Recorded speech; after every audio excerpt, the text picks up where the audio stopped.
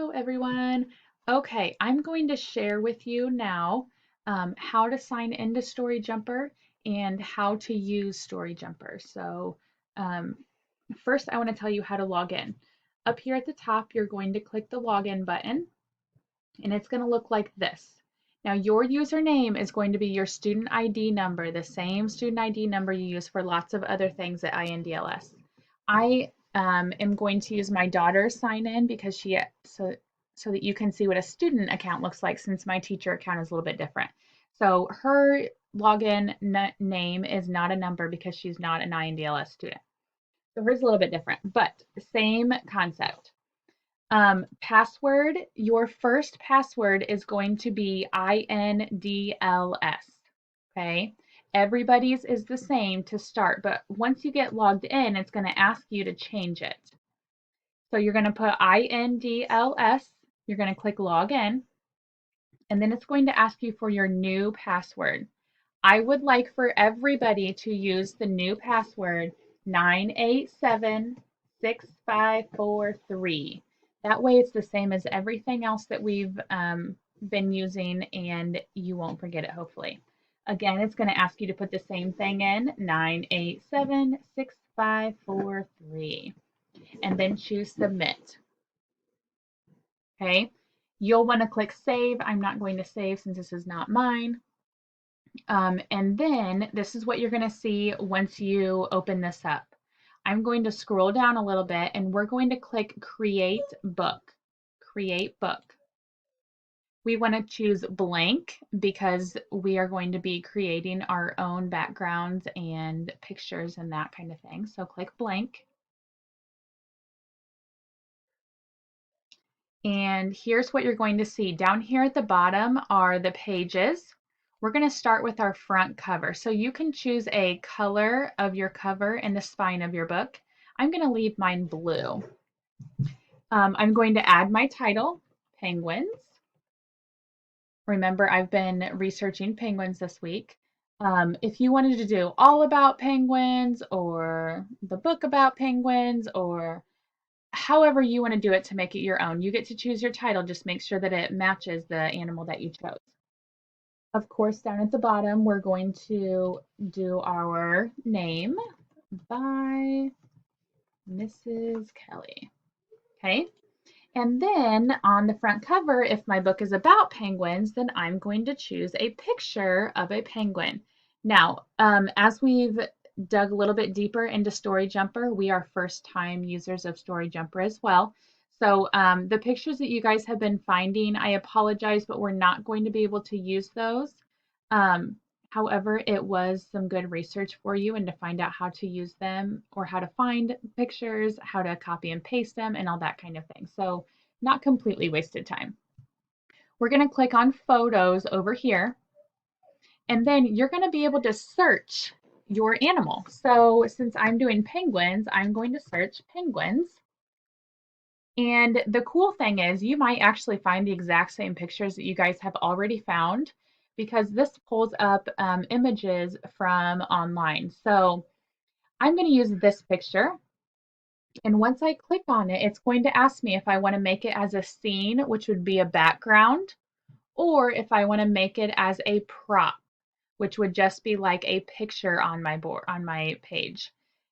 This time, I'm just going to use it as a prop. So I'm going to click on prop. It's going to show you what your picture looks like. If you want to do any cropping, you can do that by dragging the yellow boxes. So I could make it smaller or bigger, but I just want to leave it the way it is. I like it like this. So I'm going to choose the check photo or the check option.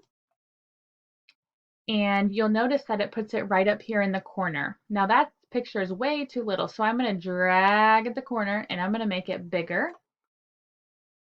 It takes a second to load and clear up for you. And then I'm going to put it right in the middle of my book.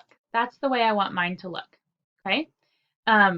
You can put lots of different pictures of penguins on the front or of your animal, or you can just do one big picture, however you want to make it. You guys are the designers of your book, so do it however you would like, as long as we can read what's there. Once I'm done with this page, I'm going to go down to the bottom and click dedication page. That's my next one. This is not necessarily one that you have to do, but if you are somebody who may want to order your book and have them print it and send it to you, this might be a fun book or a fun page to do. So this is a page where a lot of people put like um, dedicated to my daughter Aubrey who loves penguins, or whatever you wanted to put there. Now, if I want to make this text box smaller, I can drag it up. Notice that it has to be on that yellow and it has to turn into the arrows. If I wanted to move this, I'm going to put my hand over that hand there and I can drag it and put it wherever I want. Okay. All right, I'm done with this page. I don't want to put anything more on there. I could, however, if I wanted to put something else on there, I could. I'm going to click on page 2. This is going to be my first page. And remember, we said that we are starting with physical characteristics. Okay. So first, I'm going to find a picture of a penguin that I might want to use. So I'm going to click on photos again on the left. And I've already found some, but I'm going to show you again how to do that. So click on where it says search photos, penguins, and I can click enter, and that will pop up a bunch of them. This one's about physical characteristics. So I want a really good picture about, or that shows what the penguins look like. This is a good one because I can see a close-up of what that picture looks like. Again, I can choose scene, which is background, or props, which is just a picture. I'm going to do prop again. I can make this smaller if I'd like. I think I'm going to make it a little bit smaller. That looks good. And then click the check mark and it's going to save my picture and put it on my page for me. And I'm going to make this a big picture. It will load and clear up for you. Now I'm going to choose a scene or the background color that I might want to use, or however you want to do it. So I'm going to choose in my photos. I can search snowy backgrounds. And it gives me lots of different options that I can choose for my snowy background. I think this one is a good one. So I'm going to click on that. This time I'm going to choose scene, and that's going to make it my background. Check mark if I don't want to change it. And that's going to be my background for this page. Okay. Once I'm done with that, make sure you do your backgrounds and your pictures first, and then you can do your text. So I'm going to go over here to the top on the left. It says text. Click on that. There's different options that you can choose, some fun options, or you can just do a text box, which is I think what most of you probably do. If I want to make this smaller, it's hard to see on the snow here, but I can click on or put my mouse over that yellow one and then I can pull it up. If I want to move the whole box down, I drag on that hand. And I want to make sure that my font is going to be something that I can see. So on that white, I think I'm going to use red because it'll show up the best. If I want to change the font size, I can choose this. If I want to change the what the font looks like, I could choose that. Just make sure it's legible, please. You can easily read it. So this is the physical characteristics. This is where I'm going to talk about what my penguin looks like. So penguins are black, black and white. They are short animals that waddle when they walk. Now, I didn't do a whole lot of research on my penguins. Remember that this was just an example. All right, once I am done, I want to get rid of all this extra space down here. So I'm going to drag this and make it a little bit smaller. I can put my picture more in the middle. You guys get to be the creator, so you can put it wherever you'd like to put it, okay? Next, when I'm done with this one, I'm going to go over to page 3. All I have to do is click on it, okay? And then I'm going to do the same thing. For my second page, I decided that I wanted to talk about habitat. So for this one, I would do the same thing. I'm going to go to photos.